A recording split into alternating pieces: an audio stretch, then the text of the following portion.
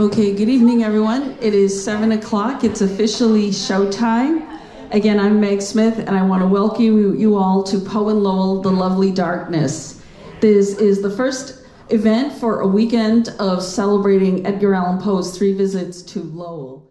So, Edgar Allan Poe, why are we doing this? He's one of the most famous writers ever to come out of the United States, and one whose life is still full of a great mystery, even though his name is so well known and his works are so well known. Well, in 1848, Edgar Allan Poe was recently widowed and also in a state of economic hardship. I would also ask that this is a listening room, so if to moderate the conversation, just so everyone can hear. Thank you. Well, in 1848, as I mentioned, he had just lost his beloved wife, and he was in a state of economic hardship. I do want to say that he was throughout his life almost constantly employed. However, he was a prolific journalist, writer, essayist, and his fame was so widespread that he was invited by a prominent family here in Lowell, Mass, to give a presentation, which he did, and he began to form great friendships with people. In fact, he was so taken with the city of Lowell that he wrote back to his mother-in-law, his beloved mother-in-law, and they apparently had a conversation about whether they might come to live here. And in fact, after his death in 1849, his mother-in-law, was affectionately known as Muddy, who was very close to him, was invited to live here by one of Poe's friends here, Annie Richmond, and so she did spend some time here. So it's really a great honor to have such a great legacy from a great author. He's a kindred spirit to Jack Kerouac, who of course was born here, and a shout out to our friends in Lowell Celebrates Kerouac. Yay! And it's just, when I moved here to Lowell myself, I knew this would be a place of kindred spirits, and I'm so glad and thrilled to be a part of it, and that you're all here to support this event. So as I mentioned, I want to start with an invocation. There was a poet, a much beloved poet, her name was Jennifer Martelli, and I can tell you that she was determined to come to this event and be a part of it. However, she did pass before that could happen. But because she had set her heart and her determination to be here, we would first of all like to honor her memory. And she was not only a prolific poet and a celebrated poet, but she was a person of great compassion and dedication to everything that she did. So my fellow poet, Linda Wlodyka, is going to come up shortly. We're each going to read a little invocation to Jennifer by reading her poetry. And so, by the way, the poems that we're going to read were published in a wonderful journal called Luna Luna. And the editor was thrilled when we asked if we could read these poems. And we also do so with the blessing of her husband and family. So this poem by Jennifer Martelli is called Are We Demons or Are We Birds? My grandmother forbade birds in her home, not in a painting, not on a silk scarf, not on a tin of cocoa powder, not Dove soap, not on a sack of bird's eye vegetables, barely even the ocular NBC peacock. Last night, I woke again at 3 a.m. and thought of her long needle, how she could knit an afghan in one night while watching television. How could she make thick ropey braids that ran up and down that length of wool? I had fallen asleep with the TV on mute. Its blue light surrounded me. My east-facing window let in one star, a crescent moon, and the sound of a bird calling at night. What is the worst thing you've ever done? I caused a friend's pain, then comforted her? I told my father I would dance on his grave? I was fearful of my own children's loneliness? Things that fly in the dark aren't always bats. For some birds, the mockingbird, it's safer to hunt at night. Are we demons or are we birds? By Jennifer Martelli. Wow. Thank you. Now Linda's going to come up in a second also to read another poem. I wanted to show you all, this is a certificate that's going to be sent to her family. It's the inaugural Poe and Lowell Spirit Award for people who have contributed greatly to their communities, to the arts. And some of these are being presented posthumously, just like Jennifer's. But for those who are either on this side of the veil or the other, we love and appreciate and thank them. And thank you all to be here to honor her memory as well. And Linda, please come up, and thank you again for participating in this tribute with me.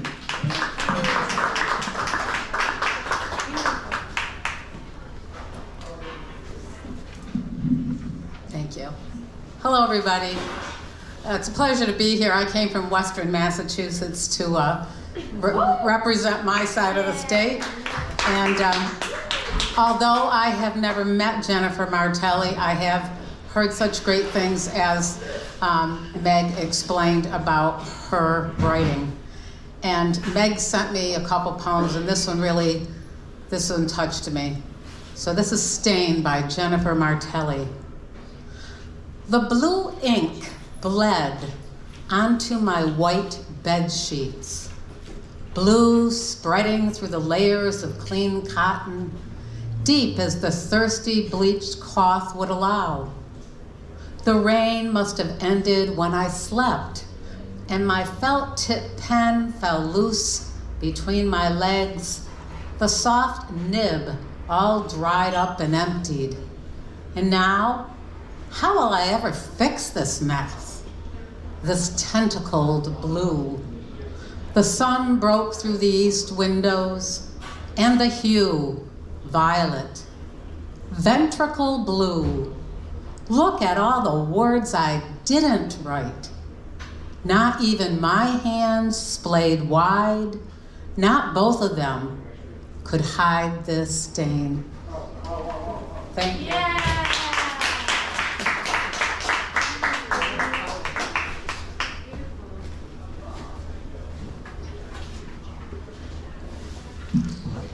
Thank you so much, Linda, and thank you so much, Jennifer. I hope we have done right by you and your immortal voice, and you will never be far from us wherever your travels in the spirit world take you.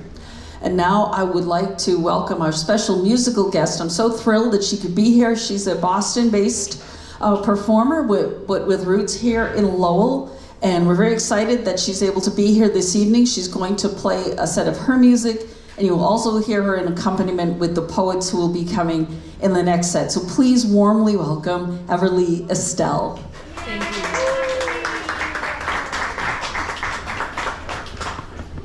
Thank you so much, Meg. Thank you.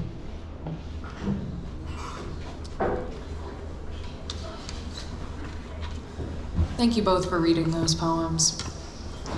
I never got the opportunity to meet Jennifer, but from her writing, I can tell I would have really liked her. So I dedicate this set to Jennifer tonight.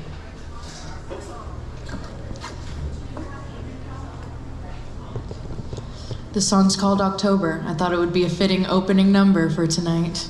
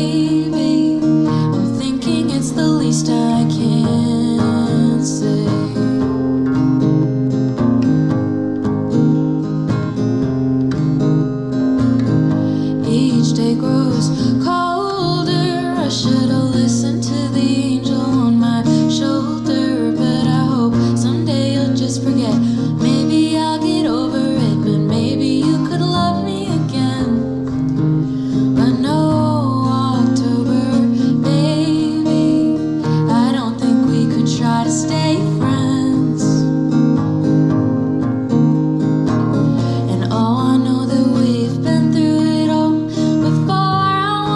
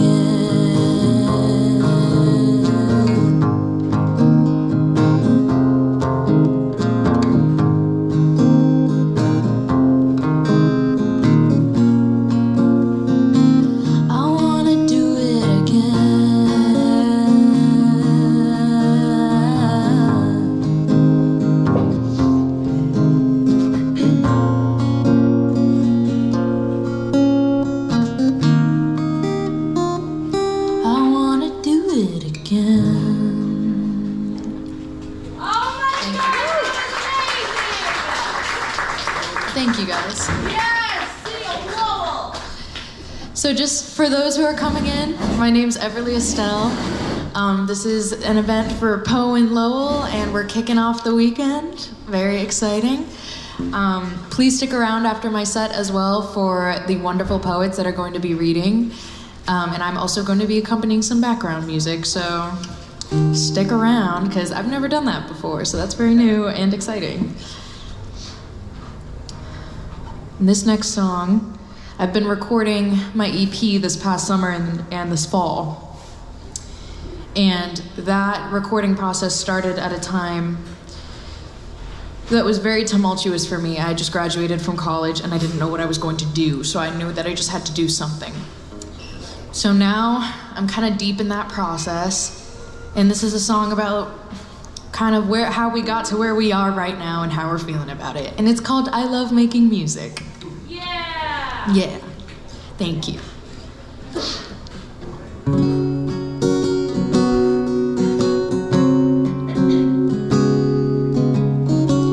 Don't mind me clearing my throat. I ate a grilled cheese.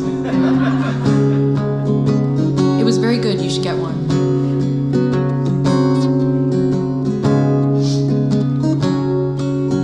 I think I have a milk allergy.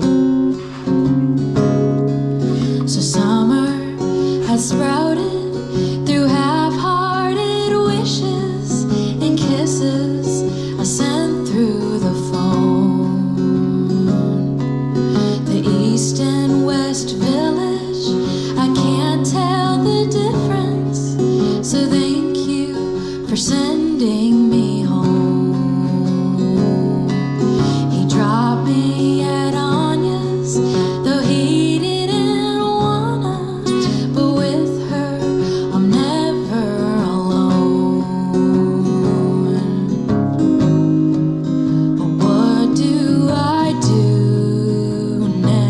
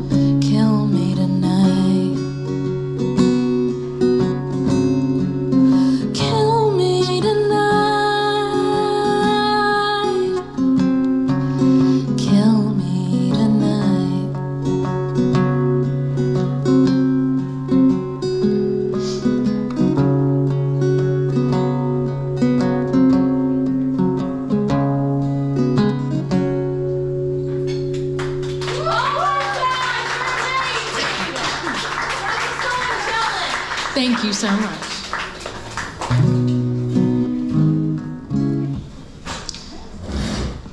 This next song is called Doghouse, and it's from the perspective of a dog. It's my playlist. Really? Girl, you know me. I know you like that. Did you know that I'm also psychic and that's why I got hired for the... All right, you ready? You locked in? Yo, I can't go. All right, let's go.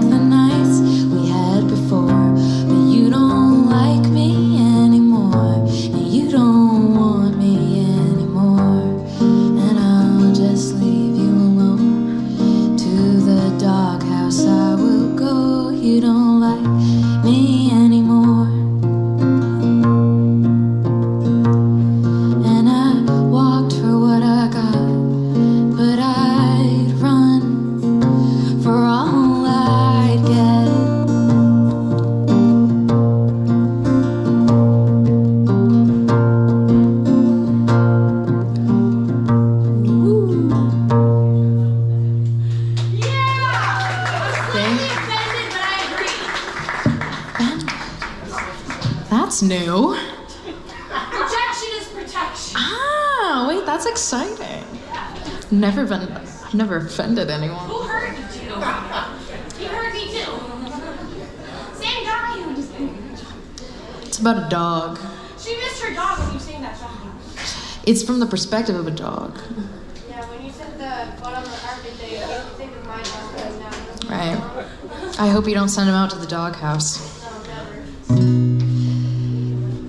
I was gonna stay on the dog theme, but I think we need to bring the room up a little bit. Ooh. Okay. Okay, guys. This song's called Lonely.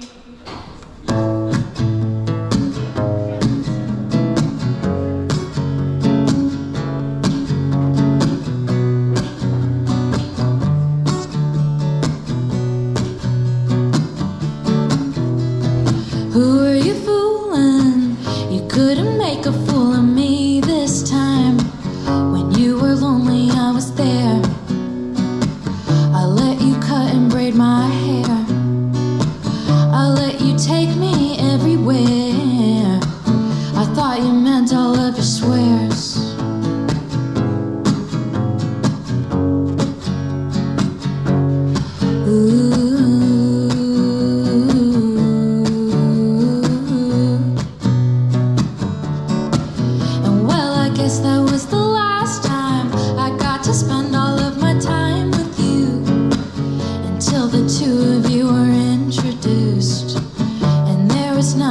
Could really do.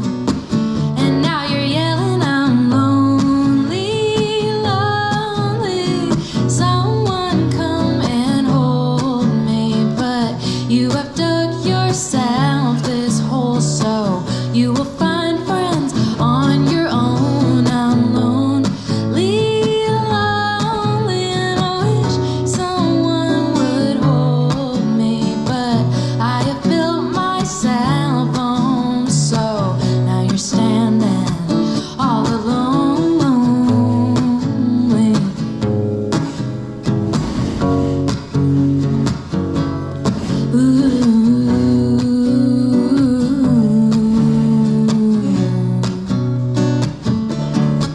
And well, I wish it'd been the last time I'd cut the ties and cut you off, but I think boredom wouldn't make me stop.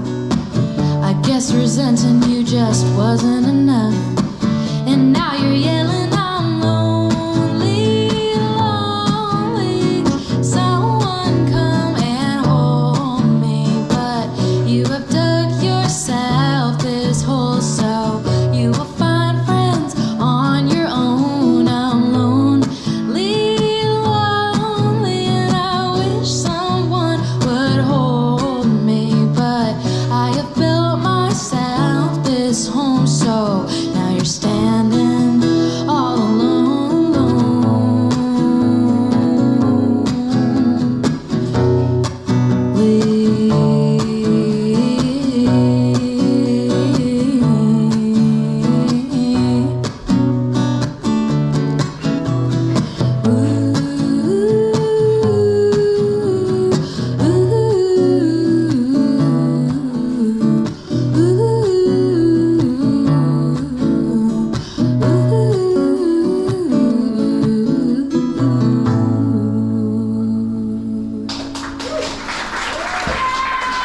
Thank you, guys. That song is actually all done being recorded and is in the mixing process right now, so I really just have to call my producer about 5 times a day to get him to actually mix it. But that's all set, so I'm very excited to drop that song soon, and it will actually have a real guitar solo at the end instead of a mouthed one. So, returning to the dog theme.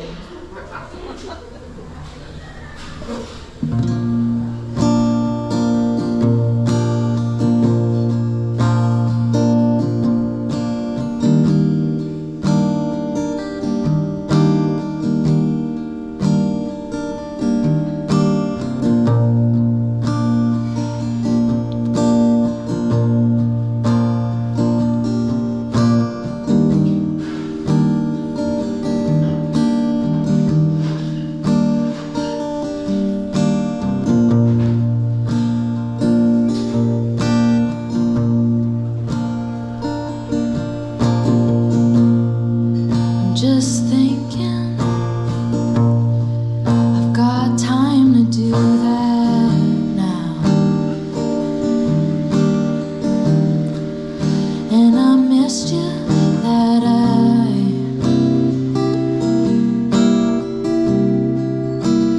couldn't say out loud.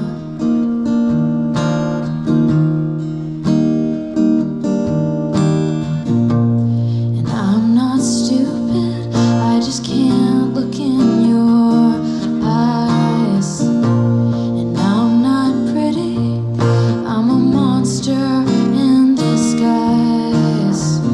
Don't try and kiss me, it's too early in the night.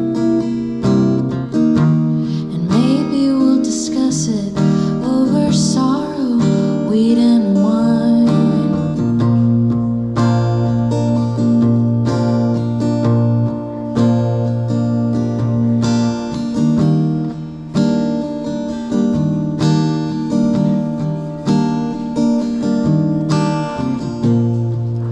Blasting visions, you're trying to read my lips. For the lyrics, but you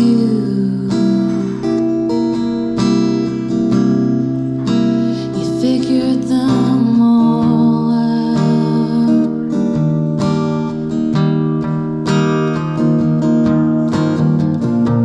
And you can sing to me as much as I can bear.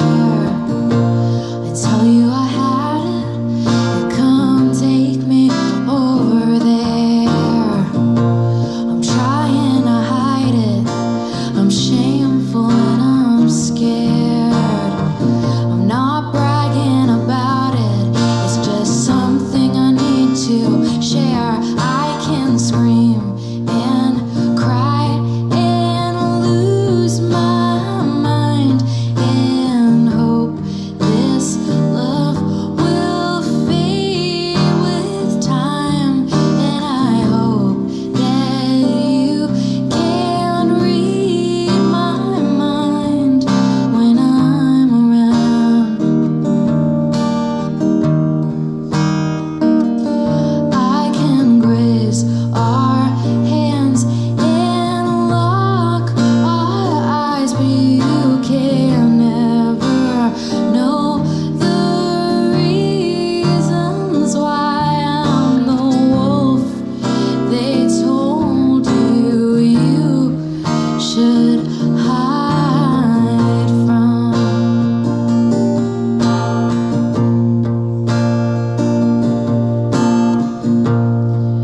It's a nightmare, I'm not sure if I'll wake up. Make it stop, I'm trying not to stalk you, but I love the way you walk.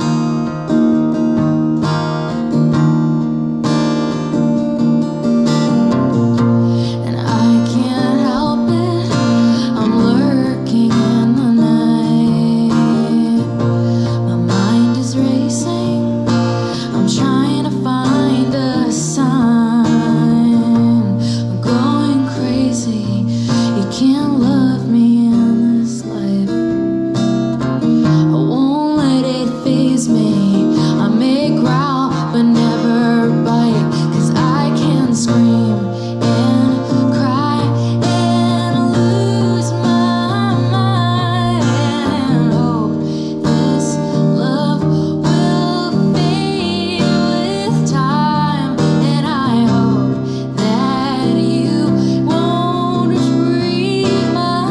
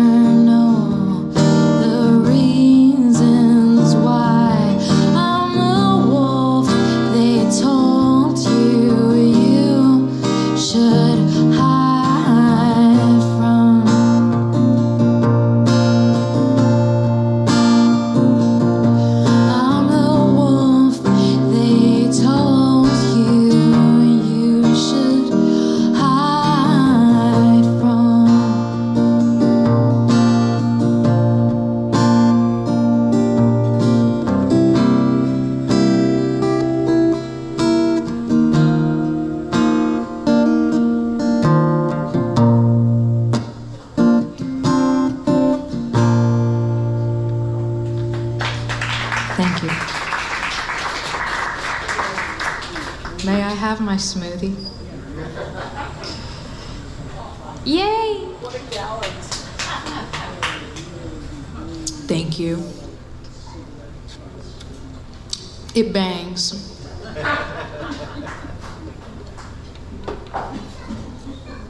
Alrighty. This next song called Unfinished Business, and it spot the part where I talk about Halloween. Perfect finale. Yeah! Did you say I should have saved it for the finale? No, I said it's the perfect finale. Oh, yes. Well, yes. Yeah, speaking of which, Yeah. word. This is my last song, and it's called Unfinished Business, but I'm also finishing business right now, so it's like kind of ironic. Yeah. Okay.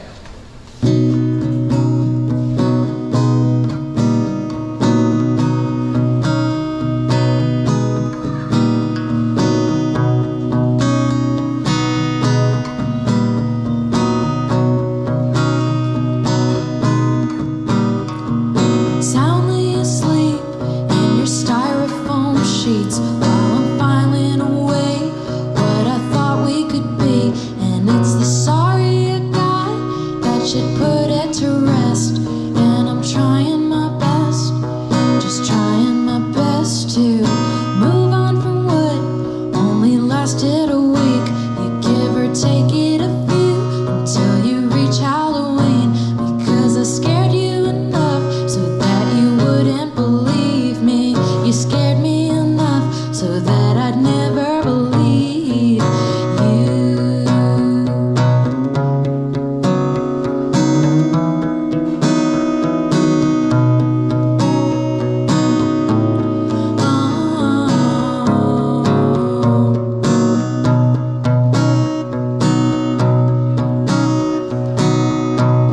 I've got unfinished business clogging up my pen.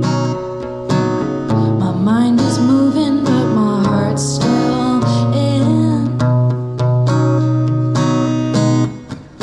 And I wrote every song, I wrote every note. I took my friends to your house. We brought the bottle of hope, and we drank what was left of our Saturday nights. And we littered your porch with how I thought I was right about you. I got unfinished business clogging up my pen.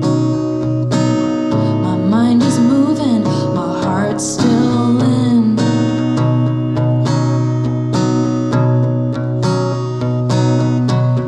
And this unfinished business tugs me from within. Babe, my mind is moving, my heart's still in. Countlessly rewrote the ending. You've moved on, I'm still pretending. One wrong move, you'll find me out with 100 little letters all over your house. Countlessly I beg the question. You've moved on, I'll learn my lesson, but I can't wait to see it fall apart for you. I'm no better than you, I'm worse.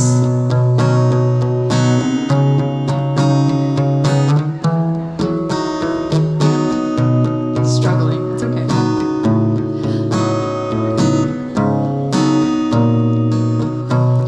I got unfinished business clogging up my bin. My mind is moving, but my heart's still in.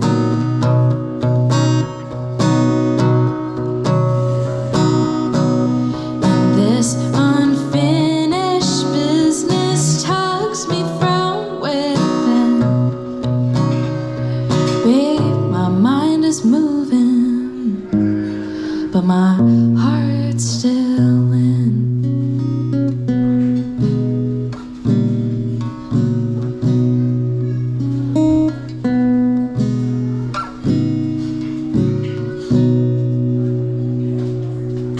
Thank you guys.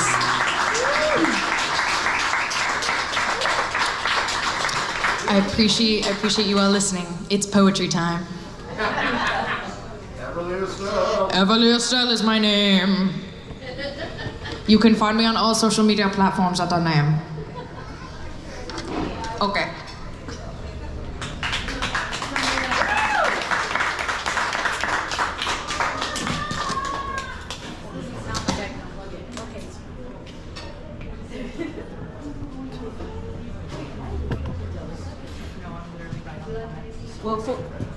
Well, fortunately, wow, my voice is almost just as loud with or without the microphone. That's good to know. That's a good transferable skill. First of all, please another round of applause for Everly Estelle and her fantastic music, setting the mood. And Everly's actually not going too far because in just a few minutes, she's going to be graciously back with us to play improvised music with the poets that will be coming up. So we're going to take just like a 5-minute break for that, everyone to reorient themselves. And again, please support our wonderful friends here at the Dragonfly Cafe. Also, I want to mention we do have Poe in Lowell t-shirts for sale, both for this year and last year's festival.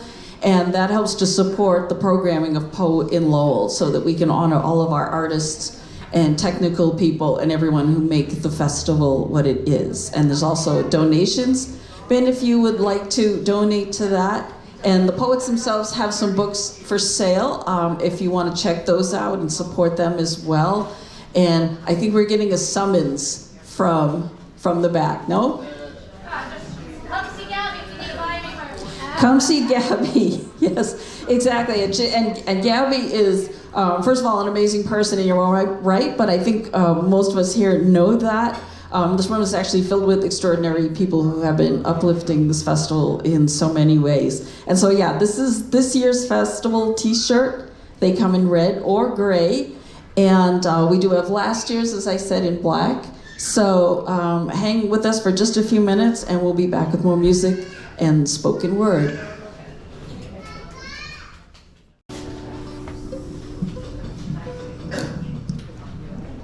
All right, so we are back with the next piece of the program.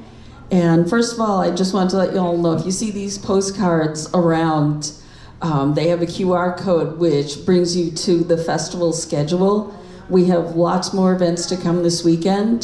Tomorrow, being Saturday, October 25th, we will have the Poe and Lowell pop-up shop. That's at St. Anne's Hall. That's from 10 a.m. to 2 p.m.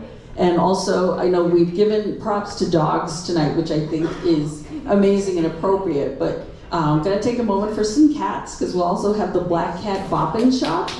That's over at the Lazy Cat Lounge. We're an awesome partner, so please stop in there. That'll be going on at 3 to 5 p.m. Also at Pollard Library, instructor Andrew Cook, he's a teacher at Pinkerton Academy and Middlesex Community College, is going to be having a horror writing workshop that's happening at noon over at the Pollard Library, where you can also see an exhibit of Poe in pop culture, movies, lunchboxes, everything. And then tomorrow evening, we hope you'll join us for A Dream Within a Dream. That's at the historic Whistler House Museum of Art at 7 o'clock. It's going to be an amazing program. And so now I would like to, first of all, say thank you again to Everly Estelle. She's going to be playing some music. This is like a totally improvised thing, but it's actually a very old tradition for poetry and lyrics, for someone to be reading poetry, doing spoken word, with a musical accompaniment. That's very deeply rooted in our culture. Our native son, Jack Kerouac, did that, and many of Poe's own works have been set to music as well. So without any further delays, I'm delighted to introduce the first poet coming up. He hails from Worcester by way of California and many other places. He is the recent recipient of the Stanley Kunitz Medal for Poetry, so richly deserved, and a wonderful award. And I'm also happy to say he's a longtime friend of mine in poetry, and that we work together, which is my privilege also. So please warmly welcome Victor Infante.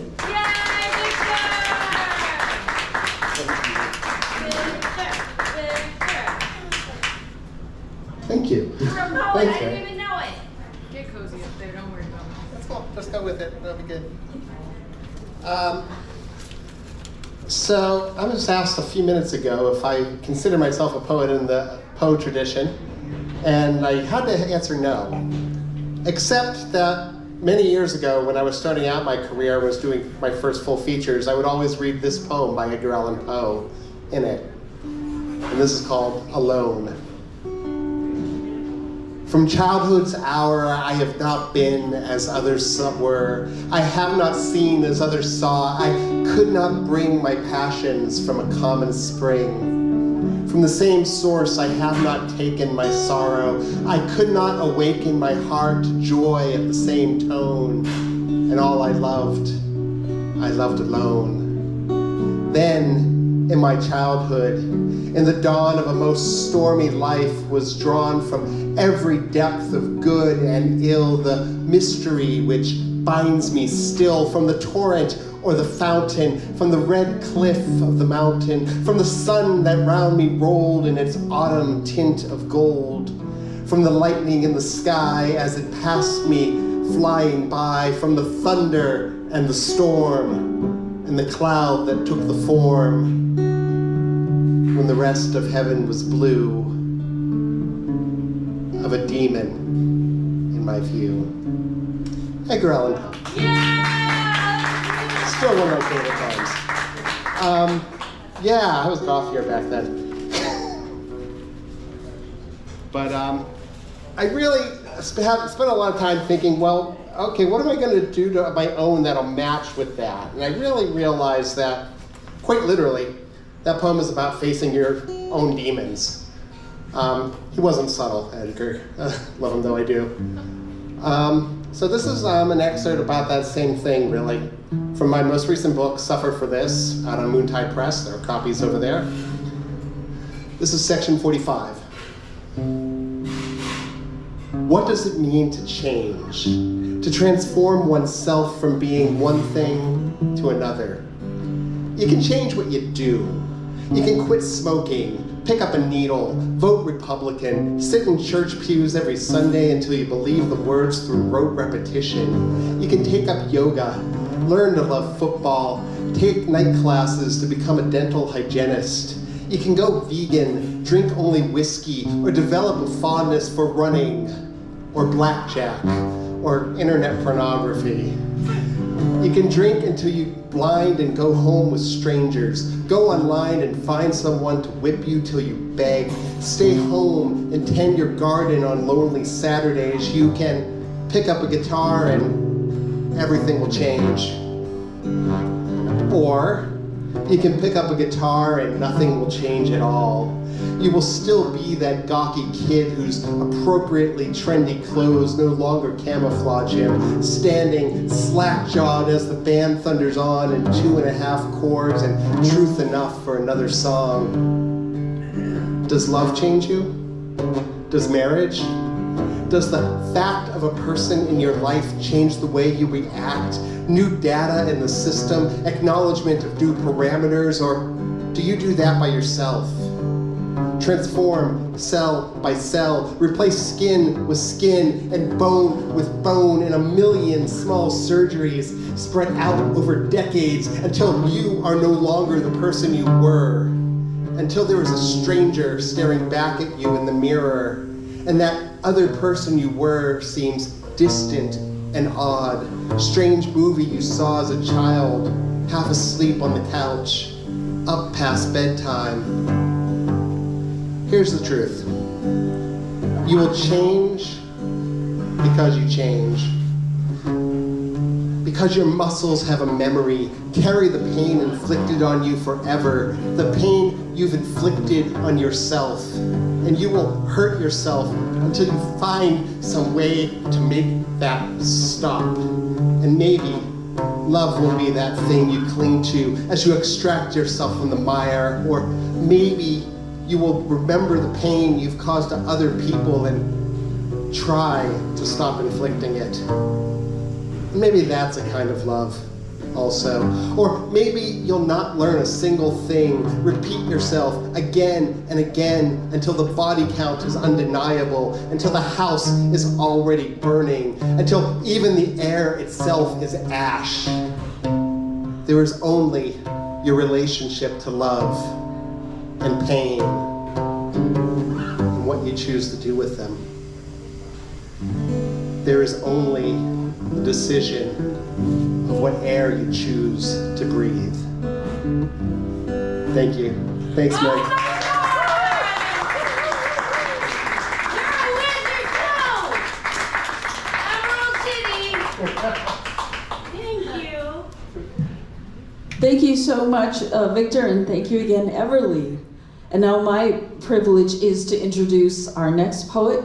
She was a Beat laureate and a very widely published poet, and also has been to and produced many spoken word events and poetry events.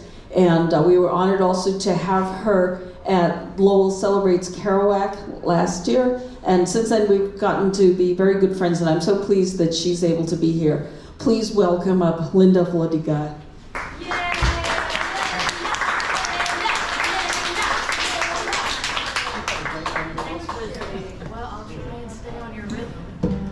Okay, so unlike what we just heard, mine is a little more gruesome. And I went with The Conqueror Worm, which is not a widely known poem by Edgar Allan Poe. And then I turned around and wrote just as gruesome a one that kind of is in the same scenery as his. So I'll start with Edgar's. The Conqueror Worm. Lo, 'tis a gala night, within the lonesome latter years, an angel throng bewinged, bedight, in veils and drowned in tears. Sit in a theater to see a play of hopes and fears, while the orchestra breathes fitfully the music of the spheres. Mimes in the form of God on high mutter and mumble low, and hither and thither fly, mere puppets they who come and go. At bidding of vast formless things, they shift the scenery to and fro, flapping from out their condor wings invisible woe. That motley drama, oh, be sure it shall not be forgot, with its phantom chased forevermore by a crowd that sees it not, through a circle that ever returneth in to the self-same spot. And much of madness and more of sin and horror and the soul of the plot. But see, amid the minute rout, a crawling shape intrude, a blood-red thing that withers from out the scenic solitude. It writhes with mortal pang.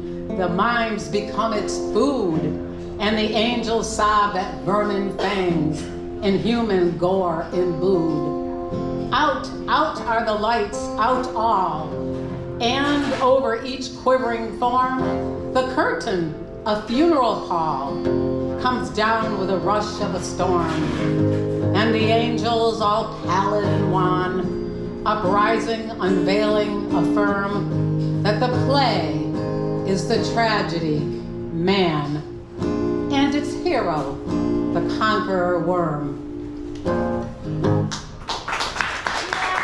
And this is from my collection of 15 Poe volumes, and it's a 1933 copyright. That's history. Oh, that's good.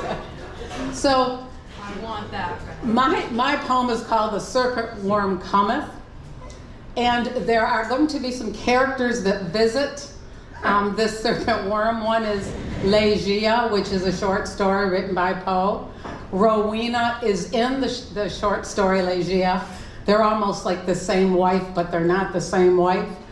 The Raven is going to show up, and Montresor and Fortunato from the cask of Amontillado are going to show up.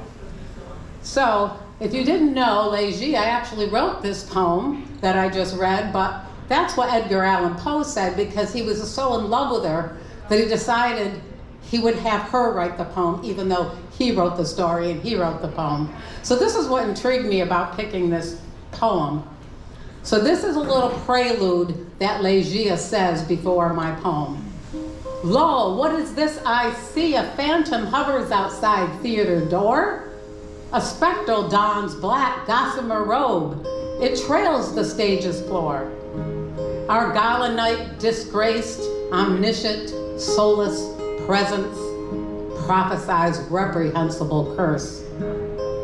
The serpent worm cometh. In yon graveyard where Rowena lies, the raven plucks worm from grave. This bird takes flight with worm and beak to place it on theater's stage. Between the folds of stage's curtain, worm now resides.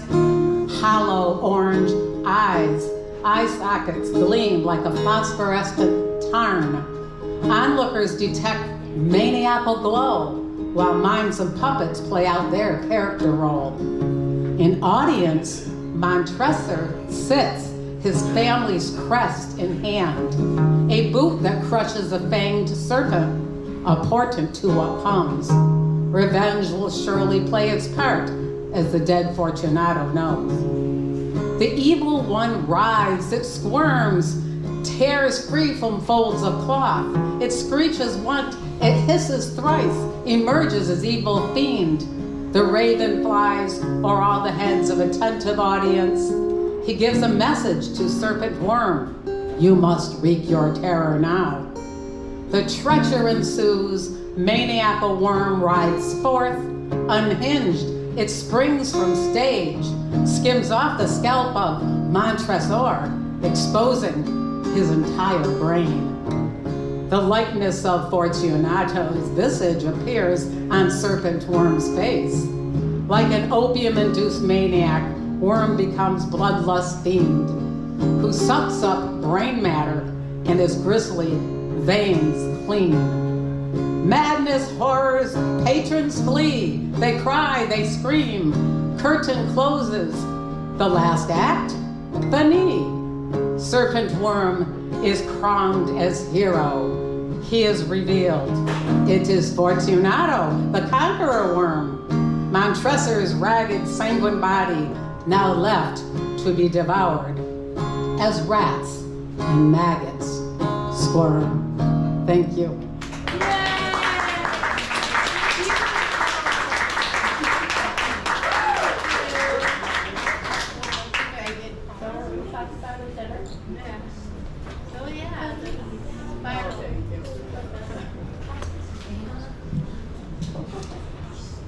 So I guess this is the other end of the media spectrum from a cherished volume from 1933.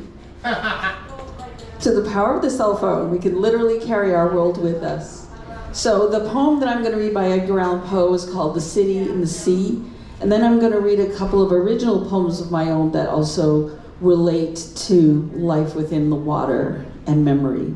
So, The City in the Sea by Edgar Allan Poe. Lo, death has reared himself a throne in a strange city, lying alone, far within the dim west, where the good and the bad, and the worst and the best have gone to their eternal rest. There were shrines and palaces and towers, time-eaten towers, and tremble not, resemble nothing that is ours. Around by lifting winds forgot, resignedly beneath the sky, the lonely, melancholy waters lie. No rays from the holy heaven come down on the long night time of that town, but light from out the lurid sea streams up the turrets silently, gleams up the pinnacles far and free.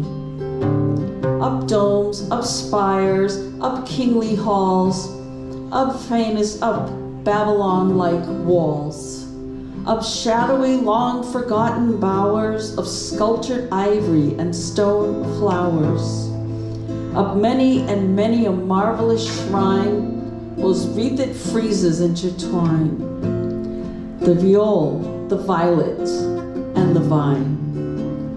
Resignedly beneath the sky, the melancholy waters lie. So bend the turrets and shadows there, that all seem pendulous air. While from a proud tower in the town, death looks gigantically down. There are open fanes and gaping graves, yawn level with the luminous waves, but not the riches here that lie in each idol's diamond eye. Not the gaily jeweled dead tempt the waters from their bed, for no ripples curl, alas. Along the wildness of glass, no swellings tell that winds may be upon some far-off happier sea. No heavings tint that winds have been on seas less hideously serene. But low stirs in the air, the wave that is movement there. As if the towers had thrust aside and slightly sinking the dull tide, as if their tops had feebly given a void within the filmy heaven. The waves have now a redder glow. The hours are breathing faint and low.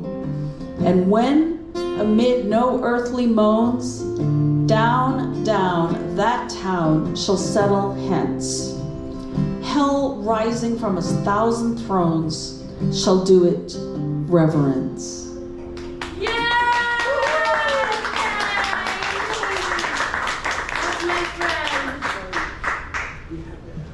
Thank you so much. Before I read these next couple of poems of mine, I mentioned that throughout the festival we are going to be honoring friends, people in our community, including some of those on the other side of the veil from us, and presenting the Poe and Lowell Spirit Award.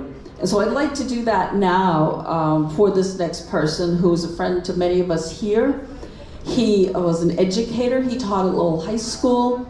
He was so involved in poetry circles and spoken word, but also providing a place for people to empower themselves, whatever their life, whatever their path, to open up their own truths through poetry. His name was Douglas Bishop. He passed after a long battle with cancer last November, but his work remains and his spirit remains. One of the projects he was involved with still continues today in this space. It's the Untitled Open Mic and Poetry Slam. There's a poster out front, please do check it out. And Douglas, we're still very proud of you, we love you, and we hope to do right by you. And so he and his family will also be receiving the Poe and Lowell Spirit Award. Thank you very much. Thank you for honoring the spirits of our friends with your presence and your applause. So, as I mentioned, I wanted to read a couple of poems that relate to water, much like the poem that I just read, The City in the Sea. And the first poem, just to give you a little setting, I have met many people who are in the age that I was at the time that this next adventure took place. And I see how grounded they are and focused they are. And I think of myself at that age. When you grow up Gen X and you're fueled by things like espresso pizza and Star Blazers, you often look back and say, my goodness, it's really a wonder that I'm here to write this poem about it. So I was working at a Renaissance fair in upstate New York, very close to Lake Ontario, and the very last night of the fair, we had like a little prom. And one of my friends, one of my girlfriends and I decided it would be a great idea to drive out to Lake Ontario in the pitch black midnight. I didn't drive, I didn't have my license at that time. She did, but she asked me to take the wheel so she could do her makeup. And so there we were in the pitch black in the depths of Lake Ontario. And of course, what could possibly go wrong, right? Well, coming back from that, I wrote this poem, Once at Midnight. How girls steal their moments. We did the worst thing ever. Stumbling over the shore of pebbles in our prom dresses. So dark, so caught in the planet of night. just the skin of the shining moon, with no one to steal our bodies. No whistles, no bonfire of strangers, no sinister cackle.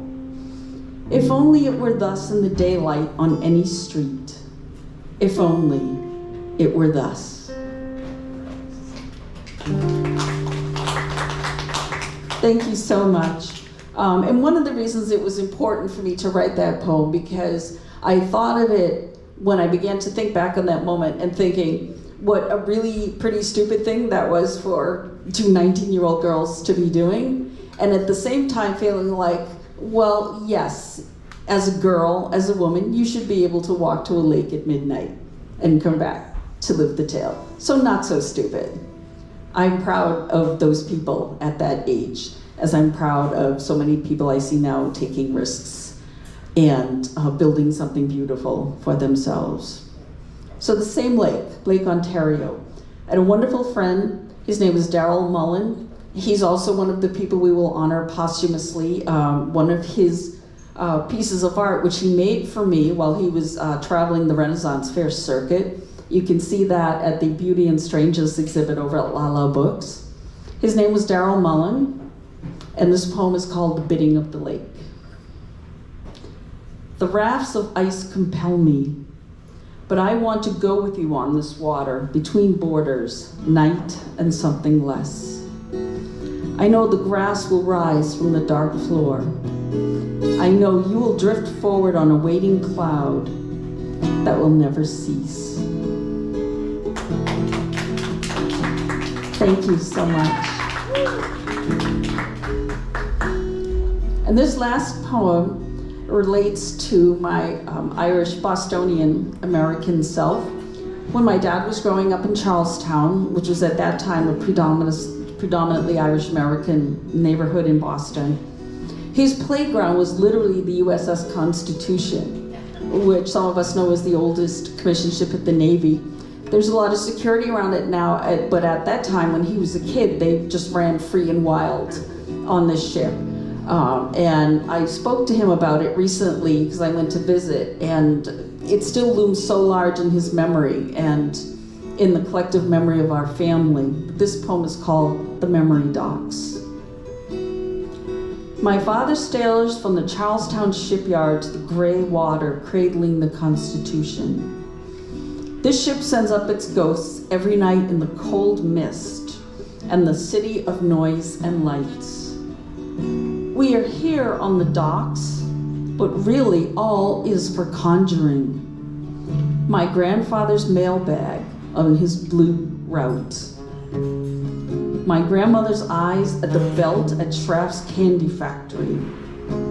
Whatever runs with the tides will not reject our histories. Thank you so much. Thank you again to Everly Estelle. It takes a lot to be able to weave music that beautiful in the moment of the spoken word. So much of it. No, I'm not going to stop. I'm going to keep going. Just because you said that now, I'm going to keep going. Yay, Everly, one more applause. So we're going to take a brief intermission, and then when we come back, it will be a dance performance by Morgana Mirage. And maybe some of you wonder, like, how is Meg and Morgana Mirage never in the same room at the same time? We shall see. I'd like your attention, everyone. We're resuming the program. And our next performer is Morgana Mirage. And the name of her dance is Inner Voice. And this theme is from the HBO series, Autopsy, inspired by Poe's poem Alone, which Victor read us. So let's welcome the dancer, Morgana Mirage.